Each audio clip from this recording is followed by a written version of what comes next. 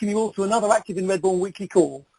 Active in Redbourne exists to promote the health and well-being of everyone in our wonderful village, and you can learn all about us at the following website. It's www.activeinredbourne.co.uk. That's activeinredbourne, all one word, .co.uk. If you haven't dialed in before, these calls take place every Wednesday morning at 11 for half an hour and are free to dial into, thanks to the generosity of Jan Brown and also Adam and Lulu Shapton. So thank you very much. It's really, really appreciated. We're still looking for additional sponsors to keep the calls going, as the more people dial in, which of course is what we want, the more each call costs us. So if anybody out there would like to contribute or knows someone that would like to contribute either for a single call or for an ongoing call, that would be really helpful. Please get in touch with us. If you do like the calls, please spread the word and do give us feedback and suggestions for future speakers if you have any requests. We've had some fantastic people on before. We've got some fantastic people on today too, which I'll talk about in a moment. But if you think of other people you'd like, then please let us know. Also, I need to say thanks to people far more technologically capable than me, the call is now available live on the Red Bourners Facebook page. I don't know how those clever people have done that, but they've done it. So it's live on the Red Bourners Facebook page, and afterwards it can be found as a recording there and on the Active in Redbourne website. One more time for that, activeinredbourne.co.uk. Excuse me. Now, as last week and the week before, we put everybody on mute so you can make as much noise as you want. There won't be any background noise. I'm sure that Will's dog is behaving himself today. I haven't heard from Will yet, but I hope he's out there. But hopefully, I certainly haven't heard his dog. No, I am here and the dog's being good. Good stuff, Will. I'm delighted to hear that. Thank you. Good, nice to chat to you. So, but we will open up the call for a brief Q&A at the end. I think we've got some questions already people want to ask, so we'll open up for everybody and take everybody off mute at the end. So this week we have some absolutely wonderful guests for you once again. We're going to start with Kate Weatherton, who will talk to us about trees. We'll then end with Sally Bartlett, who will talk to us about the wonderful Redbourne Care Group, and sandwiched in between them, minus the dog, we'll have Will Gibbs, the Vicar of St Mary's, with his talk for the week. So, without further ado, I'd like to start with you, Kate, if I may. Good morning to you. Hello everybody. Lovely to chat to you, Kate. Thanks very much for joining us.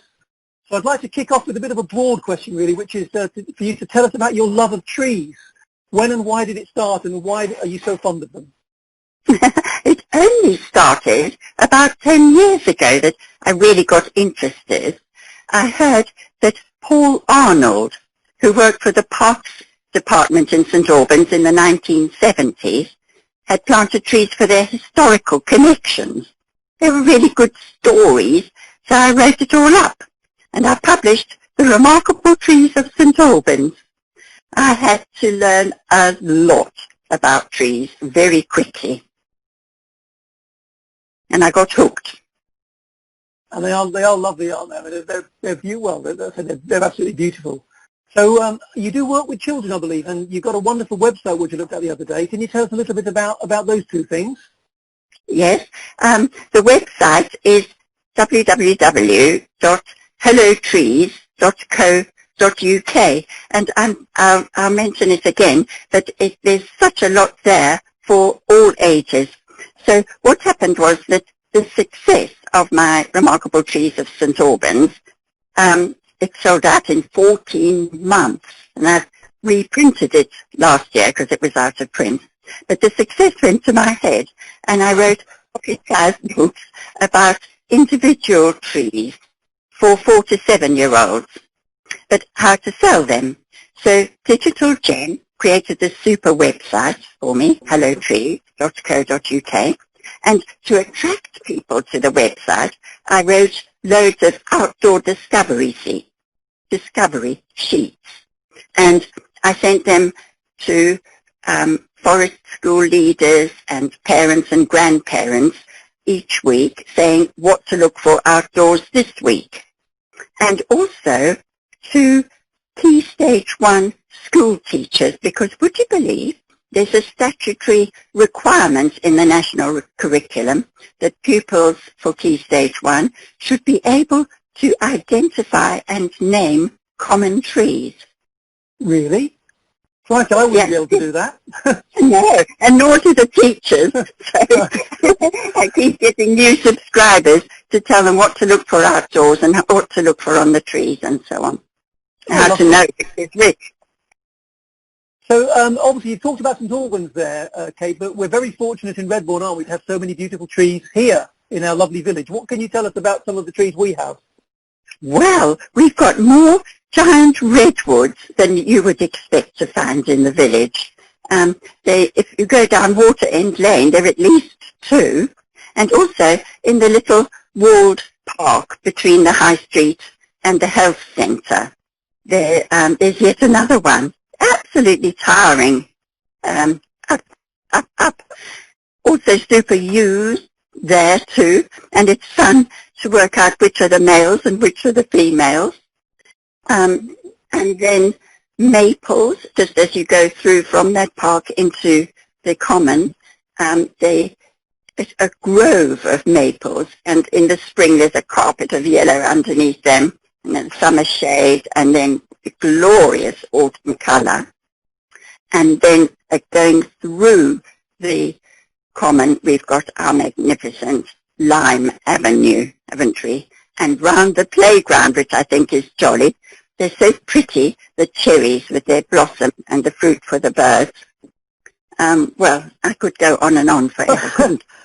Well, that's wonderful. Now, I've got to ask you two things that I wasn't expecting to ask, if it's okay. And first of all, you talked about male and female trees. Did I get that right? Is there such a thing? There are. Did I misunderstand you? No. Some trees have male trees and female trees quite separate. And some trees have got some male flowers and some female flowers. And other trees have got flowers that have got the male and female parts all in the same flower. So if you go into that park, the little walled park between the High Street and the health centre, you can see the yew trees there. And do you think it's the males or females who have the fruit? Female, I guess. Yes, they're the females, so they're easy to tell from now on because they'll be developing their lovely red fruits. But if the males in the spring, if you flick them, it's as if the whole tree is on fire smoking with the pollen that they produce, the yew trees. Wow. Ash trees also have male and female trees separate, and you'll see the females have got the little seeds growing now. You know, I clearly need to go back to school, Kate, and do a Key Stage 1. It's been a while since I was at school because I didn't have any idea about that. Now, you told me that we need to talk about horse chestnuts. Yes. Why do we need to talk about horse chestnuts? Well, I asked you if I could do my talk very quick, soon, because I didn't want people to miss horse chestnuts. We've got magnificent horse chestnuts on the common, down Fish Street, very close to behind the parish centre. And it looks as if they are just white candles. People talk about them as candles. But in fact, if you look closely, then each candle is made up of lots and lots of little flowers. They've got glamorous curving filaments with little apricot-coloured anthers on them. And the really interesting thing is that they start with a blush of yellow in their centre, and then that blush changes to orange and then to deep pink. And it changes as the nectar is taken from the flower. So the bees come and they know which flowers are out of stock and which ones to focus on. Isn't that wonderful? I could talk to you all day, but unfortunately I haven't got time to do it all day. But that's lovely, Kate. I didn't realise that. I'd like to ask you, as we get to the end of this little session, if there's any bit of a change of tack, really, if there's any books or poems about or including trees that you're fond of in particular. I mean, I love Robert Frost's poem Birches. It's one of my favourite poems. But I just wonder whether you have anything like that you're particularly fond of that talk about trees. I am so glad, Simon, that you told me about Birches by Robert Frost. I didn't know it, and it has beautiful images of the light refracting through the ice and bending birches, but philosophical too, about reaching up and having another go at life. I myself have written some poems about trees in autumn, and our own Roy Bentley, our fellow Redbourne resident, has illustrated them most amusingly and beautifully. And I wrote them as descriptions of trees' varying responses in autumn, but I found that they were metaphors for me and my friends and our varying responses to the autumn of our lives. So oh, how lovely. And are these poems, can we find them on your website or something, Kate? Are they, can people read them? Yes. If you, if you, they're £2.50, and they come with an envelope and a greetings card, come message card, so that you can use them as a greetings card, which is rather nice. So yes, if you, Kate at hellotrees.co.uk, and I'll pop them round to you. Kate, that's lovely. Thank you so much. I'm sure I'll certainly be doing it, and I hope some other people will too. I've just got time for one more question, actually, which is there one thing you'd like our listeners today to do or think about or consider about trees? The big message is look up at the trees. You'll find that there is much more to see than you expect. For example, our wonderful Lime Avenue. As you approach it, you'll see that there are little pale flecks all over them. They are bracts, and they've got multiple evolutionary advantages. And also you can have a look at whether the bunches of flowers are flicking upwards or whether they're all pendulous, because our native small-leaf lime, they are in every direction, whereas the Europa, they only hang downwards. So it's something to look up to and feel the flowers, because they're all soft, but there's a stiff little female carpel in the center that you can have a closer look at and smell the honey fragrance on them. And look at the aphids and their honeydew. That's all on the common on those limes, hundreds of lime trees.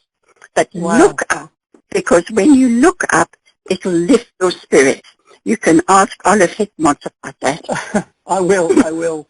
Well, thank you, Kate. That's lovely, and I hope everybody has enjoyed that as much as I have. And I'm going to look up, and I'm going to distinguish between male and female trees, and look for the giant redwoods, and I'll get your little book of poems as well. Thank you very much, and that was really, really interesting. And hopefully we'll get you back again one day, perhaps in the autumn. Hopefully the lockdown won't still be going on, but so we can talk to you again about the different aspects of autumn. I'm going to move on. Thank you, Kate. I'm going to move on now to Will, minus the dog today, if I can. Good morning, Will. Good morning, Simon. How are you today? I'm really well, thank you. Yeah, very Good well. Stuff. That was lovely, wasn't it? Isn't it? Absolutely. How lovely to have all these lovely trees and someone that has such a passion and enthusiasm for them. Incredible. We've been reminded with the lovely weather and through this period just how fortunate and how beautiful Redbourn is. What a great place for us to live and enjoy. Absolutely. So, Will, it's over to you again. Thank you again for agreeing to do this for us. Your thoughts for the week. I'm really looking forward to hearing what you've got to say, and the floor is now yours. Thank you. Good morning. One of the standout features and great memories of the coronavirus pandemic in this country will be the weekly clap on a Thursday evening for the NHS and its frontline workers. For years to come, people will reminisce about the way we came to our front doors at 8 o'clock each week to clap and to bang saucepans and blow whistles in solidarity and appreciation for the way that the doctors and nurses and carers have borne the heat of the crisis and put themselves in harm's way, working long, hard and emotional shifts, trying to save those infected with COVID-19 and fighting for their lives. It's been suggested by Anne-Marie Plass, the woman from Brixton, South London, behind the weekly clap, that last week should be the last. But why did she say that? Well, in part because the main surge of infections seems to have passed. The peak has been flattened, and it is probably better to stop in a planned way rather than the clapping fading out with a whimper. It would be a terrible thing if our gradually quieter noise each week and with fewer people was in some way seen as a measure of our lessening gratitude. I think there's something in that. Much better to stop something in a conscious and deliberate way than allow it to drop away disappointingly. But I think it's also had its critics. Not from me, I hasten to add, but I've loved hearing the sound of the clapping and banging carrying across the airwaves and over the common each week, mingling with our own din of appreciation. But some have said that in the height of the crisis, too many people came out of their homes and into the streets and started mingling with others, hardly what our doctors and nurses would be wanting. Others have made the political point that if you really want to show appreciation for the NHS, then enough PPE and other resources and a pay rise might be a better way to show our collective thanks in a lasting way. And yet others have said that as the clapping carried on week by week, it became for some an uncomfortable case of virtue signalling, being sure to be seen out in the street by neighbours and friends, as tongues wagged and snide whispers behind hands began for those who were missing and hadn't come out that evening. I'd like to think of it instead in a different way. I'm at peace with the idea that the custom might have had its day, not because I didn't support it or because I couldn't be bothered to crawl off the vicarage sofa once more and come to the doorstep, but because it was a single moment of gratitude in the week. Wouldn't it be even better if every day and every week was stamped with the hallmark of thankfulness and gratitude? The Bible tells a story about 10 lepers who were socially distancing and isolated in their own way. They come to realize in time that they have been healed through an encounter with Jesus, and one of them comes back to thank him. He asks the man, "Were not 10 of you healed? Where are the other 9? And he sends him on his way rejoicing. Now the usual interpretation is that only one came back to say thank you, and the other 9 didn't bother. That's probably the main message. But what if the other 9 took their thanks, not back to Jesus, but into every encounter with others now possible, every day and every moment of their transformed lives? That would be true gratitude. And so as the clapping each Thursday comes to an end, perhaps we can show our thanks in every day and in every way, not just for the NHS and its heroes, but for our posties and bin men and teachers, for the neighbour who picks up our shopping and the friend who calls to check how we are. That would be an attitude of gratitude and an even better legacy from this difficult chapter of lockdown. Something amazing that we could take from this and then carry on for months and years to come. Thank you. Oh, thank you, Will. You know, one of the challenges I think I have doing this is that every week you say such inspiring things. I don't know what to say. So I think I'm just going to say thank you. That was really, really interesting, and I think you're right about gratitude. Obviously, it's not a one-off, is it? It's not a something we should just do now. Being grateful for all the things we need to be grateful for is a really important thing, and long may it continue. Thank you, as always, for your contribution. My pleasure and privilege. Thank you, Simon. Thank you. So, last but not least, forgive us, Sally, for keeping you waiting, and thank you for your patience. I'm delighted to be able to ask a few questions to Sally Bartlett about the Redbourne Care Group, who do such a wonderful job for our village, which I know we all appreciate hugely, and which, of course, began doing that wonderful work long before the current crisis. So, Sally, can I start by asking you if you can tell us anything about the history of the group? Yes, hello everybody. Interestingly, RCG is coming up to its 40th anniversary in October this year, in fact. It was formed in 1980 by a few of the village leaders at the time. Some might remember the sub-postmaster Cyril Lambert, who was the first chairman.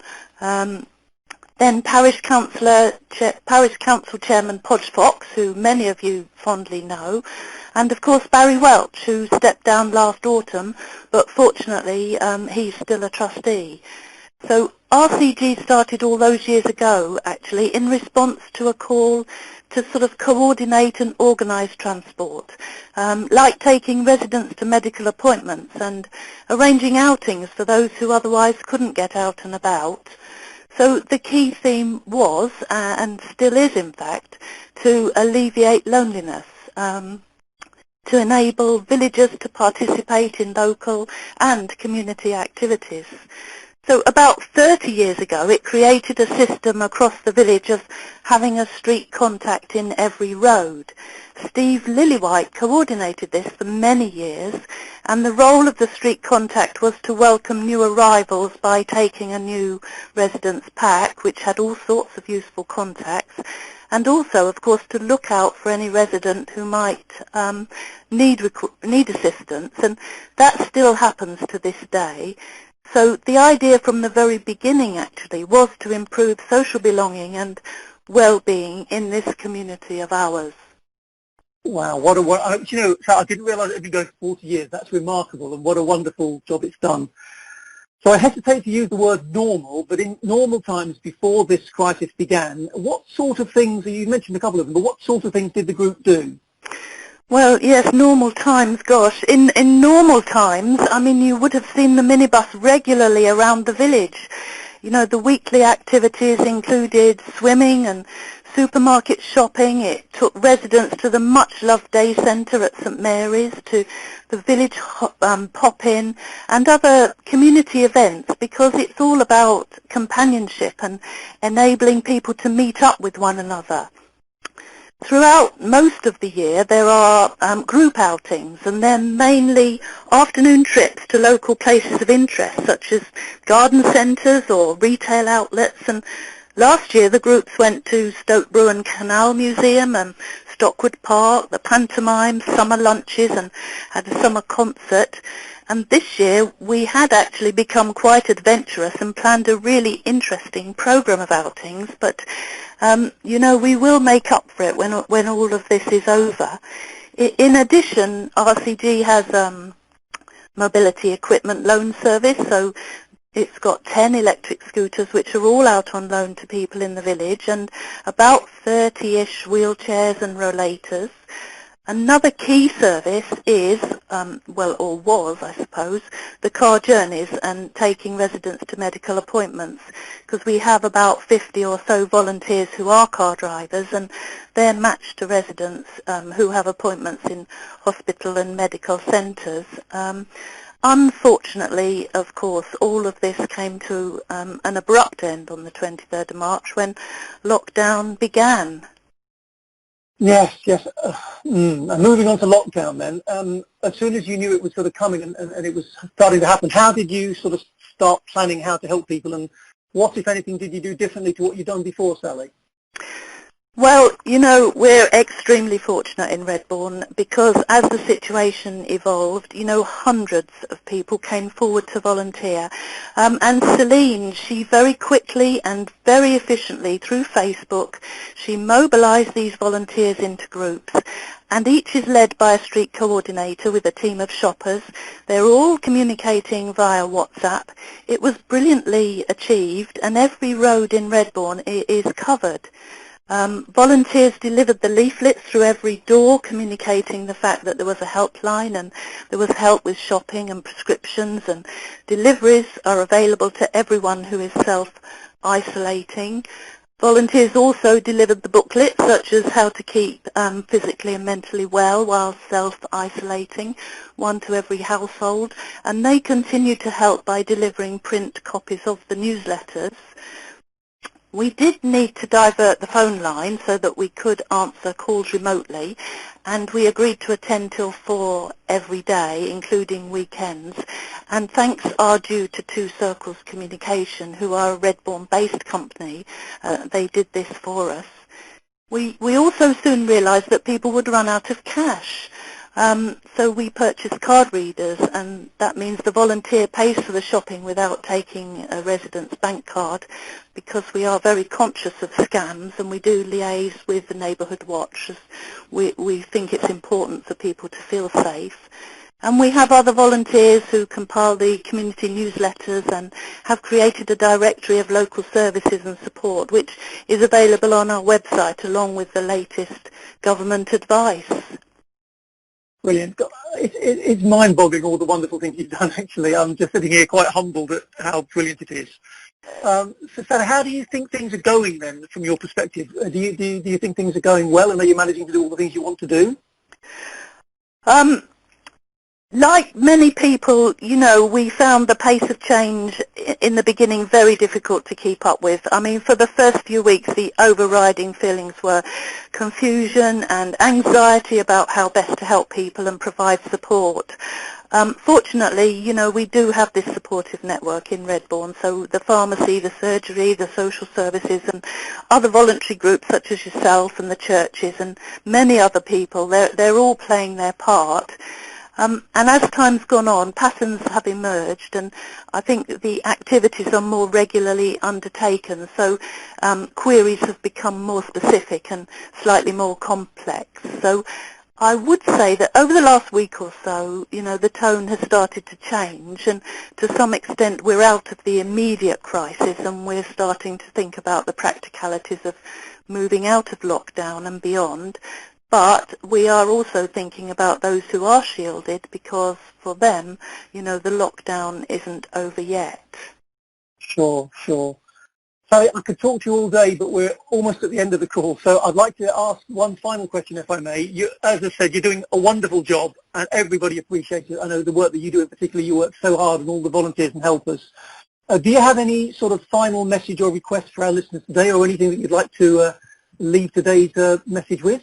Well, absolutely. I mean, a huge thank to all the volunteers who have so willingly and generously helped. I mean, whether it's making a friendly phone call or waving through the window or sending a card, however much or little, it's all helped. There's so many acts of kindness across the village. And my message is that we have to continue doing all this for some time yet, really, because lockdown for many has not eased, actually. Many are still isolated, and as you know, I think thanks are very much due to all those who have stayed at home. Several people have called in and they said they've never had to ask for help before. I remember one woman saying it had taken her 2 days to pluck up courage to pick up the phone and ask for help. I mean, people who've been independent all their lives have found themselves having to stay at home. Their resolve has been a great sacrifice, and I think that deserves recognition and applause. So my final message, I suppose, is if you know someone who needs help, you know, we're still here, and you can speak in confidence to us, and we'll be here for some time yet. So thank you very much. Well, thank you, Sally. And like I said, that's wonderful, and I'm sure, well, you know, and I know, and everybody knows, the whole village appreciates what you do. So long may it continue, and keep up the brilliant work. You have all our thanks. Thank you. So we're almost at the end of the call now, and I'm going to, if the technology allows me to, I think we have a couple of questions. I'm going to unmute, and hopefully this will work. So please bear with me a second. And all guest lines have been unmuted. All guest lines have been unmuted. I think we can now hear you all. So are there any questions that anybody has out there? And if so, we'll try and field them. Hi there. Yes, it's Jez here. Can you hear me? Hello, Jez. Yes. Good morning. Well, it's just about morning, isn't it? I can hear you fine. Thank you. How are you? I'm fine, thank you very much. Yeah, I have a question for Kate, our tree lady, if she's still there. Yeah. Right, Kate, I'm interested in your opinion of the Heartwood Forest at Sandridge and what you think about those sort of initiatives going forward in time. Trees are an amazingly positive contribution to the atmosphere and to carbon sequestering. So the more trees, the merrier, for the most part. And it's to have a lot of those trees together and to be doing all the monitoring that the volunteers are doing of the wildlife, the insects and the small mammals, and all sorts of different ways in which they're making sure that all